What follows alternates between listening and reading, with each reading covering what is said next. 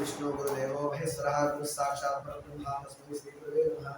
वक्रतुण्ड महाकाय सूर्यकोटिसमः प्रभं सर्वकार्येषु सर्वदा ज्ञानानन्दमयं देवं निर्मलं स्फटिकाकृतिम् आधारं सर्वविद्यां श्रीहरिः श्रुतिस्मृतिपुराणानाम् आलयं करुणालयं नमामि भगवत्पादशङ्करं सभादेवतां। దేవి భాగవతంలో లాస్ట్ టైం మనం సత్వయజ్ఞం గురించి నేర్చుకున్నాం కదా. ముందుకు వచ్చేయండి అన్న, సరి కూర్చోండి, ముందుకు వచ్చేయండి, సరిగా కూర్చోండి. సత్వయజ్ఞం గురించి తెలుసుకున్నాం కదా. శుచి అయినా శుభ్రమైన మంత్రాలు కానీ చేసే పురోహితుడు కానీ అన్ని శౌచంతో ఉన్న యజ్ఞాన్నే సత్వయజ్ఞం అంటారు. అన్నిట్లో పవిత్రత కనబడాలి. ఇవాళ రాజస యజ్ఞం గురించి తెలుసుకున్నాం. రాజస యజ్ఞం వ్యయైక సాధ్యం. అందులో మేధ్య పశువులు ఉంటాయి కనుక రూపాలుంటాయి. స్వాభిమానులకు క్షత్రియులకు యోగ్యమైనది. ఎవరైతే కోరికలు ఉన్నాయో రాజులు పర్టికులర్ గా అన్నారు, అంటే గృహస్థులు కూడా వస్తారు, ఎందుకంటే కోరికలు ఉంటాయి. ఈ రాజస యజ్ఞమే కోరికల కోసం. పుత్రకామేష్టి కనుక ధర్మాత్ముడు పుట్టాడు రాముడు. అంటే చూడ్డానికి దశరథ మహారాజు రాజస యజ్ఞం చేసినట్టుగా ఉంటుంది, కానీ అది సత్వయజ్ఞం అయి కూర్చుంది. ఎందుకు? జాగ్రత్త వినండి నాన్న, అందరు జాగ్రత్తగా వినండి. దశరథ మహారాజు చూడటానికి చేసిన యజ్ఞం రాజస యజ్ఞంలా ఉంది. ఎందుకు? పుత్రులు కావాలని చేశాడు. మనలాంటి వాళ్ళు చేస్తే రాజస యజ్ఞం అవుతుంది, ఎందుకంటే కొడుకులు పుట్టారు, పుత్రులు పుట్టారు, ఇది అయింది. కానీ దశరథ మహారాజు చేసిన యజ్ఞం చూడటానికి రాజస యజ్ఞంగా ఉంది, అన్నది సత్వయజ్ఞం. ఎందుకు? లోకకంటకుడైన రావణాసురుడు చావు మరణాని కోసం చేశాడు యజ్ఞం. ఎందుకు? రావణ వస్తేనే కదా రావణాసురుడు చావు. ఆయన రాజస యజ్ఞం చేసినా కూడా ఏమైంది? అది సత్వయజ్ఞంగా మారిపోయింది. రాముడు వచ్చాడు, రావణాసురుడు చెప్పాడు, లోకాన్ని రక్షించాడు. సో దేవుని నమ్ముకొని పోతే కొన్నిసార్లు మన పొరపాటున రాజశయజ్ఞమో తామసయజ్ఞంలో ఉన్నా కూడా తెలియక ఆయన దాన్ని మారుస్తాం సత్వయజ్ఞంగా. కోరికలు ఉండొచ్చు అంటారు. ఎలాంటి కోరికలు ఉండొచ్చు అంటే గుర్తుపెట్టుకోండి, చనిపోయేటప్పుడు మన పై శ్వాసలో కింద శ్వాసలో ఏ నామం ఉంటే ఆ లోకానికి వెళ్తాం. జాగ్రత్త విన్నాను, మిగతా తర్వాత చూసుకోవచ్చు. ఉచ్ఛ్వాస నిశ్వాస.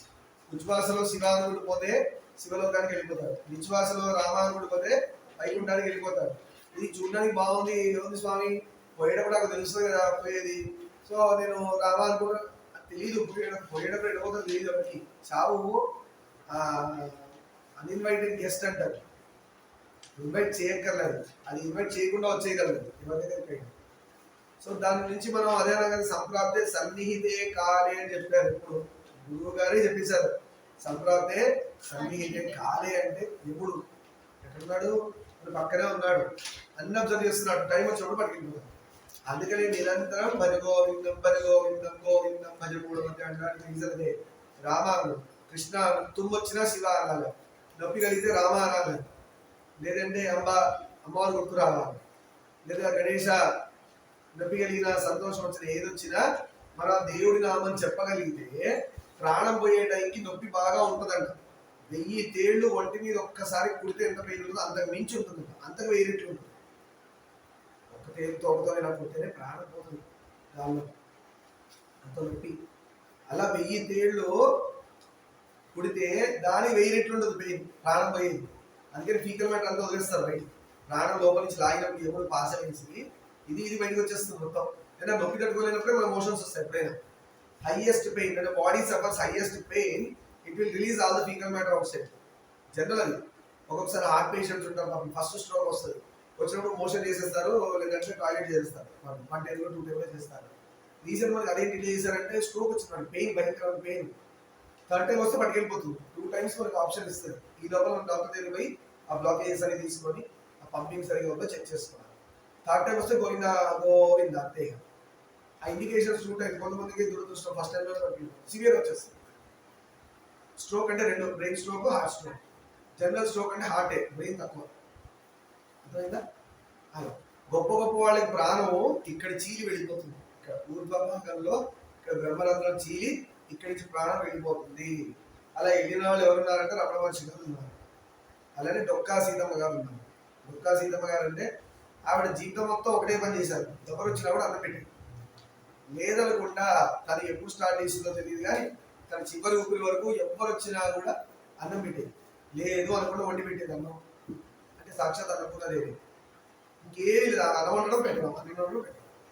అంటే భోజనాలు ప్రసాదం అందరికి పెట్టి ఆవిడ జీవితంలో కూడా ఒకసారి ఏమైందంటే గడ్డు పరిస్థితి వచ్చింది. పెట్టి ఏమవుతుంది, డబ్బులు లేవు, టైట్ అయిపోయింది పాపం ఇంట్లో. అయితే వాళ్ళ ఆయన ఉన్నాడంట, ఏమే డబ్బులు లేవు కదా ఎట్లా అంటే, నేనా పెట్టేది, వాడు కదా పెట్టేది, నాతో వాడుతున్నాడు, నా చెయ్యి వాడుతున్నాడు వాడు పెట్టమని. నిజంగా ఇప్పుడు వాడు చూసుకోవాలి కదా, నాకెందుకు టెన్షన్. ఎవరో ఒక ఊరు నుంచి ఒక ఎండబడి మీద బస్తాలు వచ్చినాయంట, బియ్యం బస్తాలు. ఫలానా జమీందారు పంపించారు, ఇంటి దిగారు. నిజంగా ఎంక్వైరీ చేస్తే జమీందారు లేదు, ఇవ్వండి. ఎవడు పంపించాలో వాడు పంపించాడు బియ్యం బస్తాలు. అవి ఉండి అమ్మగారు అందరికీ భోజనం పెట్టారు. అలానే ఇంకోసారి తను ఏదో ఊరికి వెళ్ళాల్సి వచ్చింది. ఊరికి వెళ్ళాల్సి వస్తే డొక్కా సీతమ్మ గారు పడవలో రోడ్డు ఇప్పించి ఒడ్డు దాటాలి కదా, ఇప్పించాడు దాటాలి కదా. ఒడ్డు దాటే ప్రయత్నంలో ఏమైందంటే ఎక్కుతుంటే అట్నుంచి వచ్చేవాళ్ళు మాట్లాడుతున్నారు, తొందరగా వెళ్దాము, ఈ ఊరిలో డొక్కా సీతమ్మ గారు పుణ్యాత్మురాలు ఉన్నారంట, ఆ ఇంటికి వెళ్ళి భోజనం చేసి మనం టెంపుల్కి వెళ్ళిపోదాం, గుడికి వెళ్ళిపోదాం అని అనుకుంటూ వెళ్తారంట. ఈవిడ మాటకి తను వెళ్ళాల్సిన ప్రయాణం ముగించుకొని ఇంటికి వచ్చి ఇక్కడ గుడి పెట్టింది. ఇది సిన్సియారిటీ టువర్డ్స్ వర్క్. ఇది రావాలి మనకి, ఒక్క భక్తి పట్టుకుంటాం. నవవిధ భక్తుల్లో ఒక్కటి పట్టుకున్న కూడా చాలా ఇది. ఆవిడ చూడు నవవిధ భక్తుల్లో లేదు యాక్చువల్గా, అన్నం వండించడం ఒకటి పెట్టడం ఉందా, కానీ ఏమొస్తుంది, సేవ కిందికి వస్తుంది. దాస్యంలో వస్తుంది. దాస్యం ఒకరికి సేవ చేయడం, భోజనం పెట్టి సేవ చేసిందంట. ఇంకా దాస్యంలో మళ్ళీ సబ్ టాపిక్ అన్నం పెట్టడం. ఎన్నో ఉన్నాయి సేవలు. అదైనా అరుణాచలంలో ఎంతో మంది భోజనాలు చెప్తుంటారు. అరుణాచలం ఇప్పుడు మనం పోయినప్పుడు చూద్దాం. అలా గుర్తుపెట్టుకోండి. సరే ఏం చెప్తున్నావు ఇందాక, దేని గురించి చెప్పుడు, డొక్కా సీతమ్మ ప్రాణం పోయినప్పుడు ఊరితో బాగా నుంచి వెళ్ళిపోతున్నారు. డొక్కా సీతమ్మ గారిని ప్రాణం వెళ్ళినప్పుడు కూడా అందరు చూడగలిగారంటే ఆ జ్యోతి అప్పటి వాడు. మనం చూడలేమంటే మనకు ఆ శక్తి లేదు, చూసే శక్తి మనకి లేదు. ఇంత కూడా ఎన్నో జ్యోతులు రోజు వెళ్ళిపోతుంటాయి. పాపాత్మలు చనిపోయాక దక్షిణం వైపుకి వెళ్ళిపోతాయి ప్రాణాలు.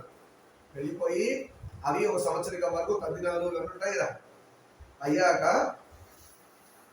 ఫస్ట్ వెళ్ళిపోతాడు, మళ్ళీ వస్తాడు. ఈ సంవత్సరం పొడవునా ట్రావెల్ అయ్యాక నెక్స్ట్ ఆ జీవి ఇంకో శరీరంలోకి వెళ్ళిపోతుంది. ఇంకో శరీరంలోకి వెళ్ళిపోయి వాడు చేసిన పాపపుణ్యాలు బట్టి ఇంకో శరీరం ధరిస్తాడు. 1 ఇయర్ అయ్యాక. అందుకే సంవత్సరీకం అయిపోయింది. అంటే ఆ శరీరానికి వాడుకున్న బంధంతో తద్దినాలు మాత్రం పిల్లలు పెడుతుంటారు, కానీ ఆ జీవుడు వేరే దానికి. ఆ మంత్రాలు కూడా ఎలా ఉంటాయంటే, ఇప్పుడు నాన్నగారు చెప్పారు అనుకో, నాన్నగారిని మీకు నాకు బంధం దిగిపోయింది, ఆ మంత్రంలో అలా ఉంటుంది. మీరు ఇంకా వేరే శరీరం ధరించేయండి, మీకు నాకు ఇంత బంధం లేదు అని చెప్పి బిడ్డ పెడతాడు. అదే సంవత్సరీకాలు వీటిలో చెప్పేది అర్థం. అంటే చూడండి, ఇంట్లో నా భార్య, నా పిల్లలు, మా తండ్రి, మా అమ్మ, ఇన్నన్నారు, ఏమైంది, అంత అకౌంట్ ఒక్కసారి క్లోజ్ అయిపోయింది. అంటే వదిలేమని కాదు, ఉన్నన్ని రోజులు తల్లి తండ్రి గురువుని బాగా చూసుకోండి. అది వాళ్ళ రెస్పాన్సిబిలిటీ కూడా. పిల్లల్ని కూడా తల్లి తండ్రి గురువు అందరు బాగా చూసుకోవాలి. ఆ ఆప్యాయత ప్రేమ ఉండాలి. అదే సాధనలో ముఖ్యమైన భాగం అంటే ఏంటంటే, ఫస్ట్ ఉండాల్సింది గురువుకి లక్షణం ప్రేమ. గురువుకి తన బిడ్డల పట్ల ప్రేమ ఉండాలి, అమితమైన ప్రేమ. ఇలా ఏం చేసినా కూడా ఓర్చుకునే శక్తి ఉండాలి, ఓపిక ఉండాలి. అవునా, ఏం చేసినా ఓర్చుకునే శక్తి ఉండాలి. అక్కడ డిసిప్లిన్ పక్కన ముందు కొంచెం అవ్వచ్చు, అది వేరు. అది గురువుకి ఎంత ఎలిజిబులే, ఓకే. బట్ దాన్ని నిల్చోడు. అంటే ఇంకా ఫిక్స్ అయిపోకూడదు, ఈ అమ్మాయి ఇలా ఈ అబ్బాయి ఇలా అని ఫిక్స్ అవ్వకూడదు. ఆ టైంకి వాళ్ళని బాగు చేయడం కోసం కోప ప్రదర్శన చేయవచ్చు, అది ఉత్తమ లక్షణం. ఎందుకంటే చదవకుండా తప్పకుండా చెప్పకూడదు. సరే, అలా ఎందుకు చెప్తున్నామంటే, సాధన మార్గంలో ఊర్ధముఖంగా వెళ్ళిపోయింది. మా గురుగారు కళను వెళ్ళిపోయింది ప్రాణం ఇక్కడి నుంచి. ఎందుకంటే హాస్పిటల్లో చూసిన టైంకి తలకి పట్టి వేసింది, ఇక్కడ ఆపరేషన్ అయిందండి, స్టిచ్చింగ్ చేశారు. ప్రాణాన్ని రిస్టోర్ చేద్దామని ట్రై చేశారు. రిస్టోర్ అంటే చేశారు. హార్ట్ బీట్ పల్స్ నడుస్తుంది, కొంచెం ముందరున్నారు.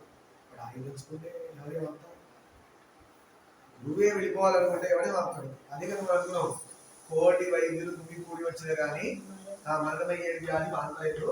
ఆ వేళ యమమూతల ఆగ్రహంలో వచ్చి ప్రాణములు కలిగించి పట్టినప్పుడు ఈ జీవదోపిము నారాయణ శివ అని పిలుతునో శ్రమలేగా పిలవలేనో, నాటికి ఇప్పుడే సేదు మీ భజన.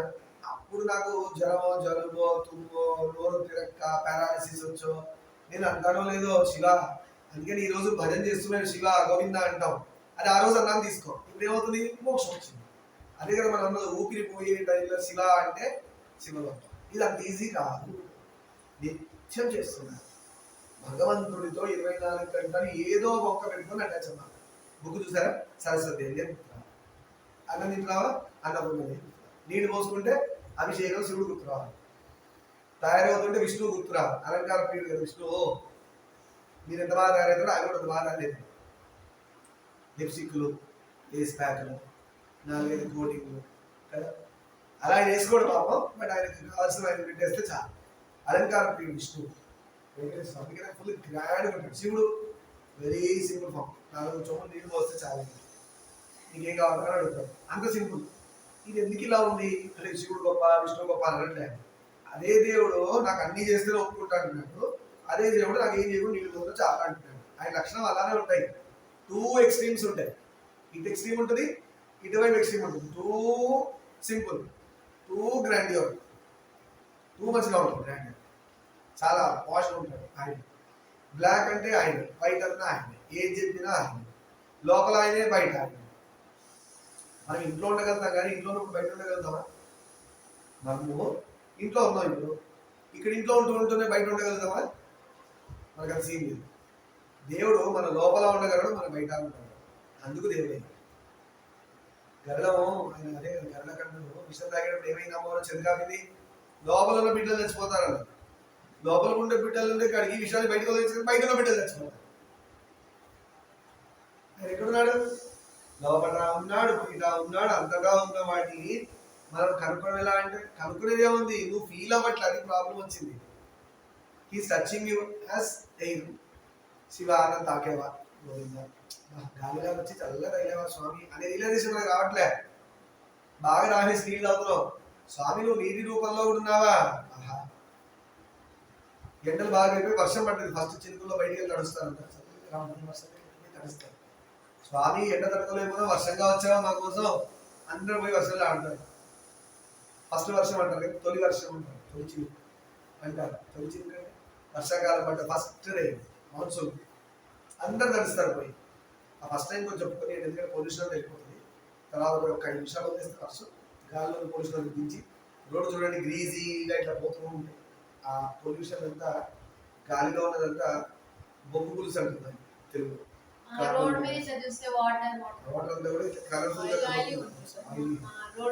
మనకి స్పేస్ లో అట్మాస్ఫియర్ లో పొల్యూషన్ దిగిపోతుంది. తర్వాత తడవండి స్కిన్ ఎలర్జీస్తాం, నోరు పెట్టి కూడా తాగించాలి.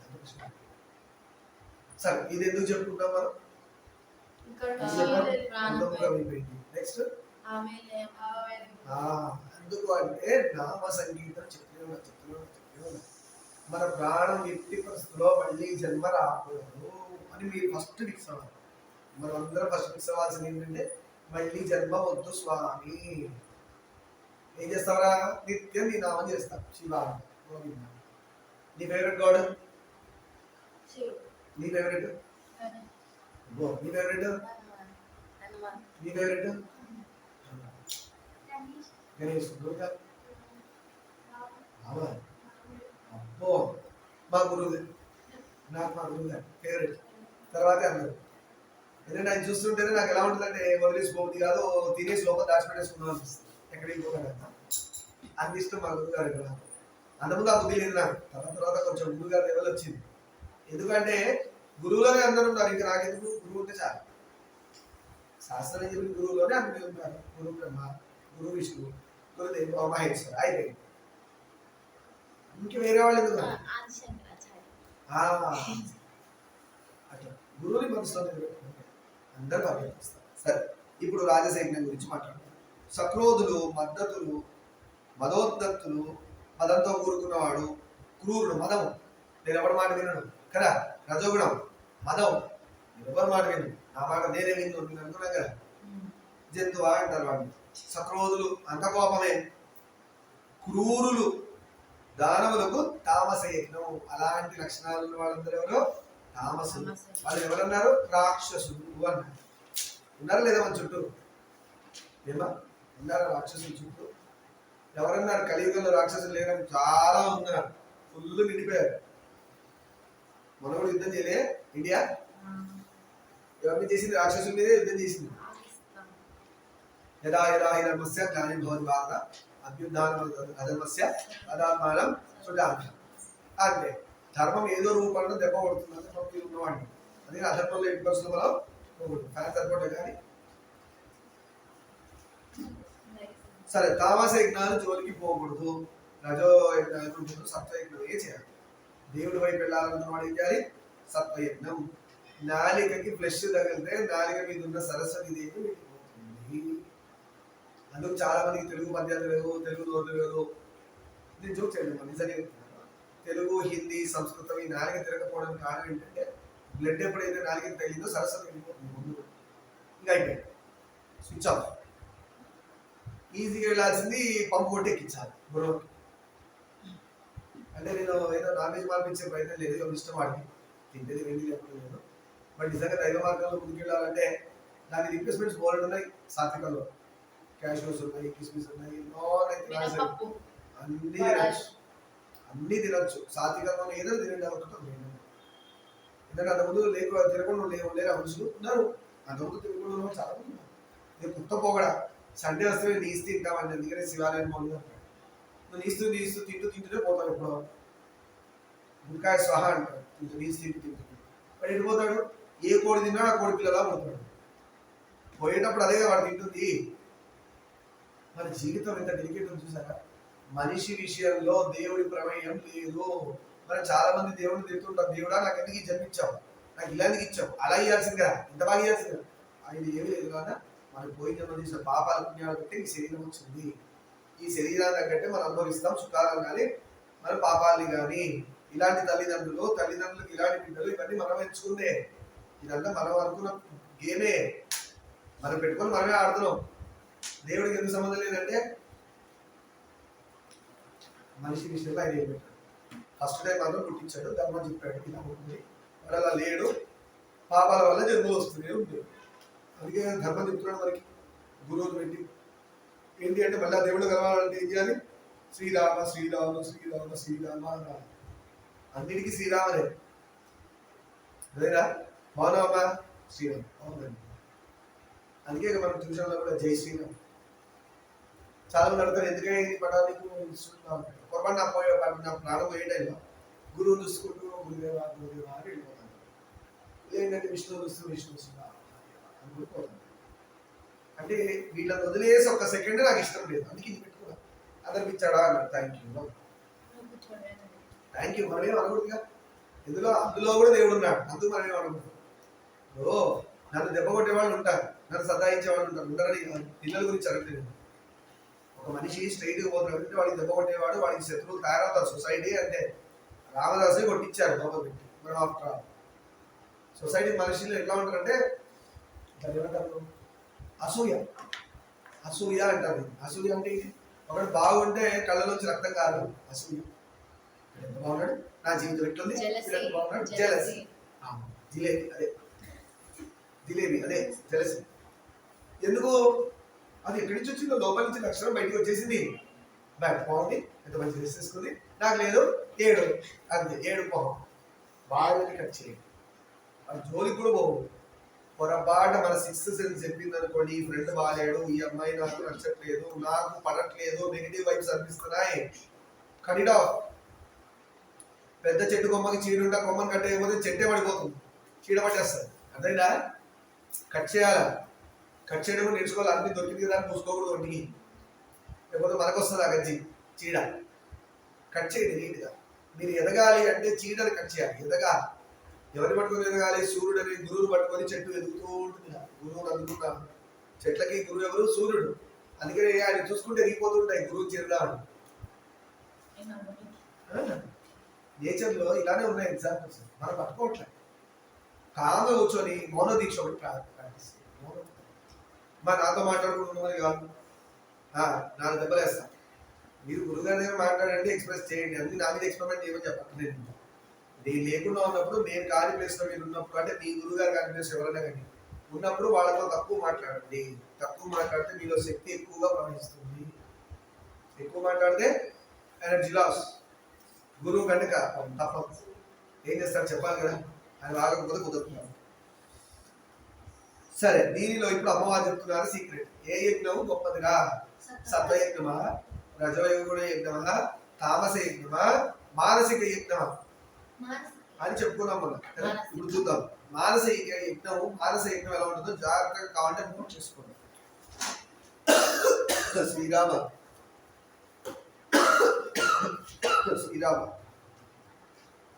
మానసిక యజ్ఞం. దీన్ని పాయింట్స్ రాసుకోండి. మా మీ నోట్స్ ఏదైతే రాస్తున్నారో అది బంగారం కంటే ఎక్కువ విలువ. బంగారం అంటే అమౌంట్ కొనేసుకుంటారు, ఈ నోట్స్ దొరకదు. ఎందుకంటే ఇక్కడ వెనుపాలు కూర్చొని మాట్లాడలే, వీడిని గురువు గారు మాట్లాడిస్తున్నాడు కాబట్టి ఎక్కడ లేని ఇప్పుడు కావాలి బుక్ ఎత్తుకొని ఏముండదు చెప్పినాను. గురువు మాట్లాడిస్తాడు కాబట్టి గురువు మీద నమ్మకంతో వెళ్తున్నాం కాబట్టి ఆ గురువు పలుకులు దొరకవు. ఎందుకంటే గురువు గారు వెళ్ళిపోయారు. ఇక్కడ దొరుకుతుంది ఆ గురువు ఇంకోటి వాడి చెప్తారు, అది దొరికినప్పుడు రాసేస్తారు. మానస యజ్ఞం ఆచరించడానికి ఇప్పుడు డిస్టర్బ్ చేయకూడదు, ఇది ఇంపార్టెంట్ టాపిక్ అన్నప్పుడు ఫోకస్ అలా ఉండాలి.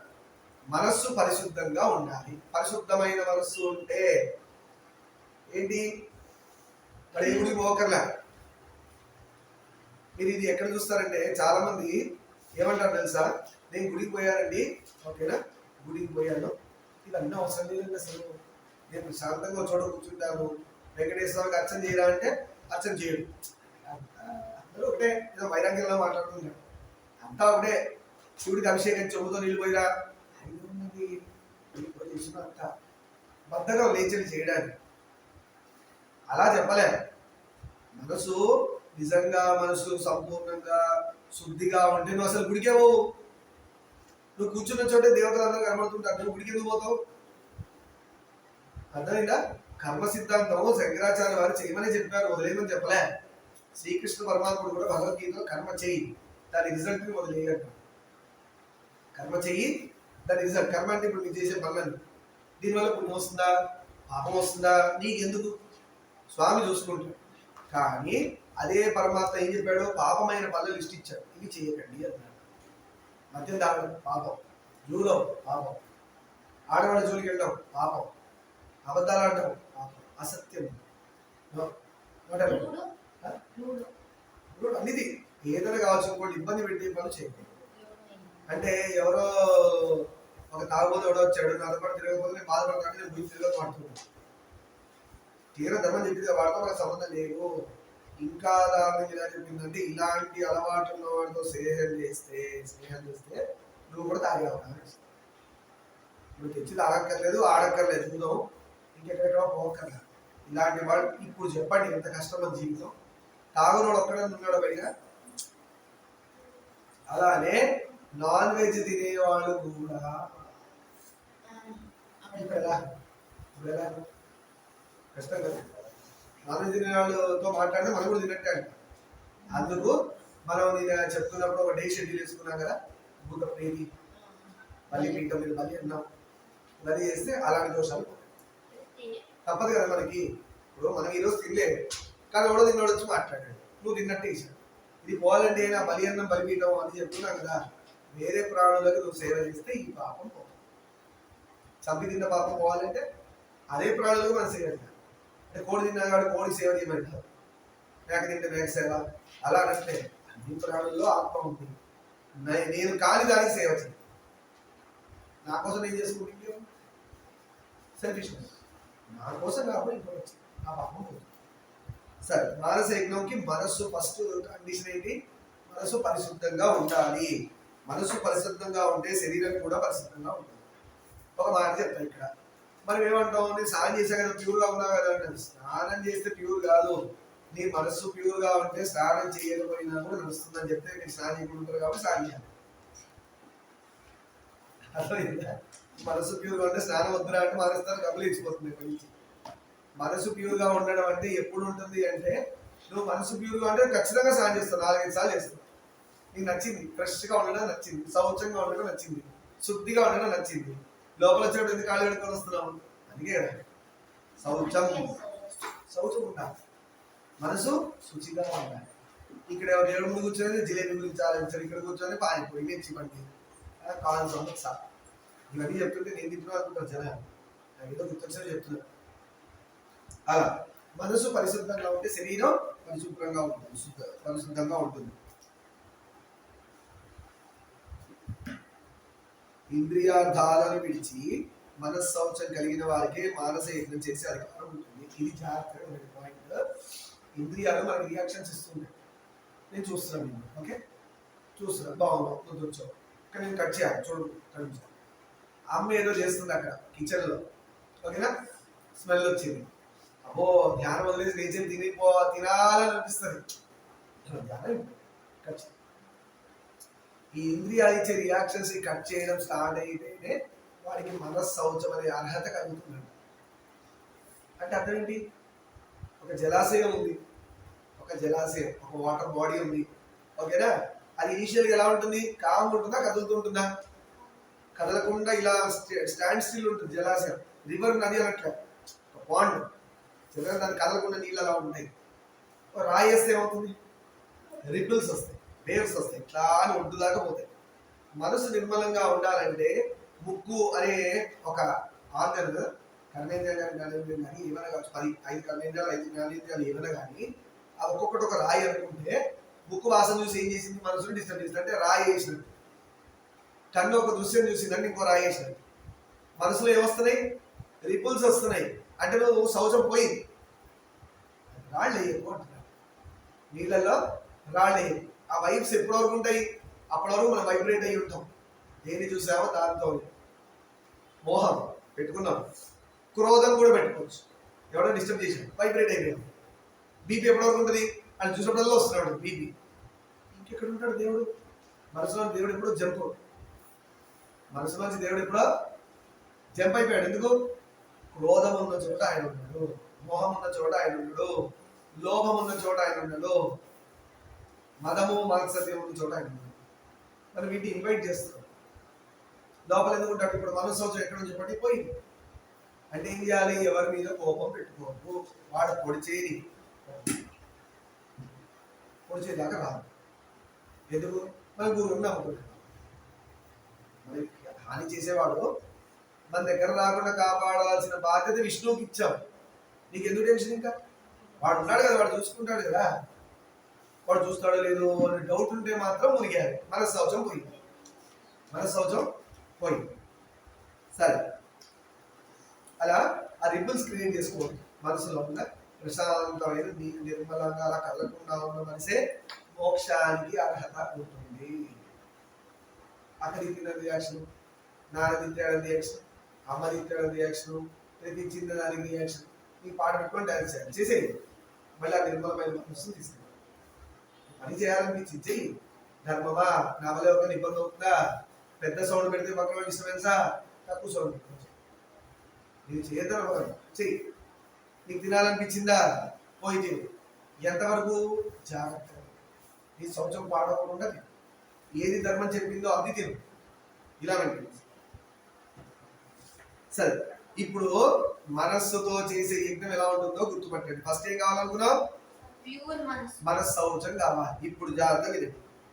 యజ్ఞీయ తను సంభవాలైన వేల స్తంభాలతో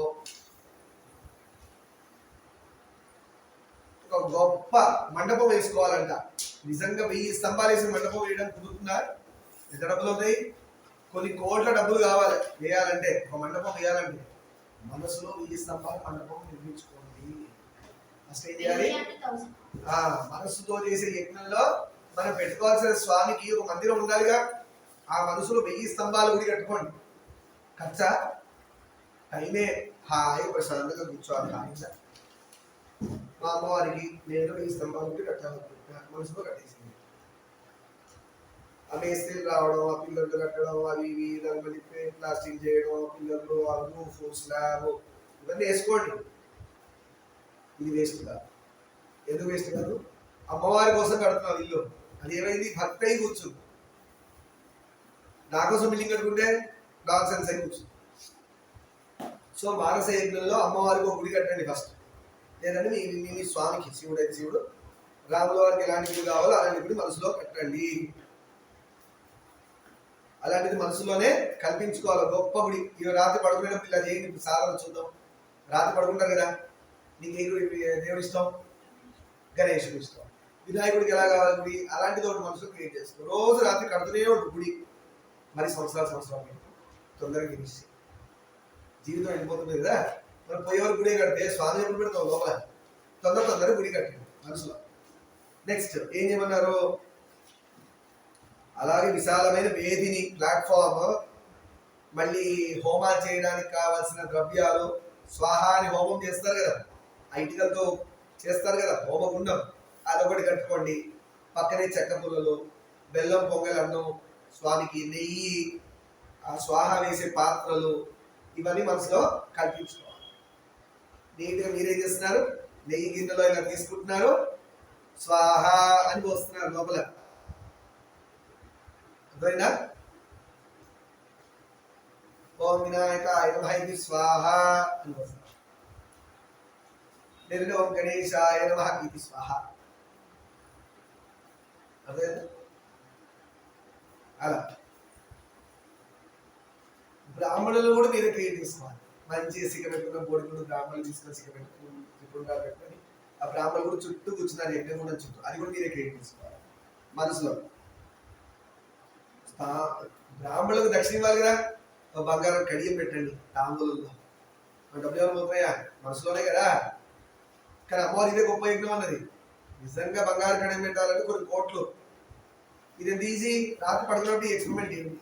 మంచిగా తమలపాకు, ఒక్క, కడియము, బట్టలు, ఆ బ్రాహ్మణ భార్యలు ఒక శారీ, దంపతుల గురించి కూర్చోబెట్టి బొట్టు పెట్టి ఆ తాంబూలం కడియము, గాజులు, బంగారు గాజులు పెట్టి ఇచ్చేసేయండి. బ్రాహ్మణులకి తాంబూలం ఇస్తాగా పూజ చేసినందుకు. అలా ఇవన్నీ కూడా మనసులోనే క్రియేట్ చేసుకోవాలి.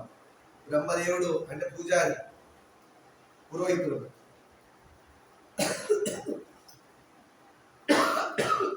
హోమానికి కావాల్సిన 4 మనుషులు కూర్చుంటారు కదా, వాళ్ళందరూ అలానే మీ చుట్టాలని ఫ్రెండ్స్ని అందరూ పిలుచుకోండి.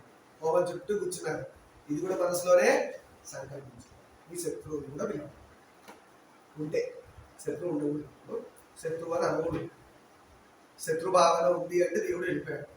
ఎందుకంటే నీకు నచ్చదు. కానీ వాళ్ళలో ఉన్న పరమాత్మ కదా, మనలో ఉంటుంది. మరి శత్రువు ఎందుకు అయ్యాడు కదా? అంటే తాగుబోతు తెచ్చి ఇంట్లో కూర్చోబెట్టుకుని చెప్పాలి. మన జీవితాన్ని నాశనం చేసేవాళ్ళని టెర్రరిస్టులు తీసుకొచ్చి ఫ్రెండ్షిప్ చేయమని చెప్పండి. అర్థమైందా? సాధు పొంగవులతో స్నేహం, సత్సంగతే సత్సంగులతో స్నేహం అన్నారు. అది ఈ నాన్సెన్స్ అంతా డిలీట్ చేయడమే మంచిది. అర్థమైందా? అందరినీ మానసికంగా వినాయకుడు కూర్చోబెట్టండి, ఆయన పూజ చేయండి. గురువు కూర్చోబెట్టండి, ఆయన పూజ చేయండి. లాస్ట్లో మీ స్వామికి అభిషేకం చేస్తారో అర్చన చేస్తారో ఏదో ఒకటి చేయండి హోమం ద్వారా. ఆ హోమగుండాల అగ్నిని కూడా మీరే వెలిగించాలి. ఎలా? మానసికంగా కర్పూరం వేసి